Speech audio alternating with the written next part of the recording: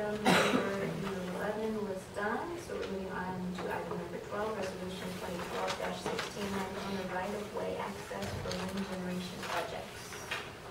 Madam Chair, I believe that we're still in the process of looking at the legalities of this. Is that correct? Yes, Madam Chair, Commissioner Freiberger, that's correct.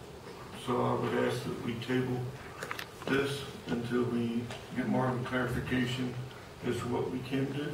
Madam Chair, actually, if I could interject, Adolfo, I think what we want to do is when we drafted this resolution, we had something in mind and we were given language, but as we were drafting it, we realized that this is actually something that needs to be addressed in the zoning ordinance and not by resolution.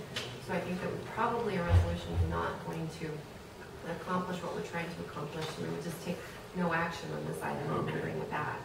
Does that make sense? That would be fine. Then I'll remove my motion. So we'll take no action on item number 12.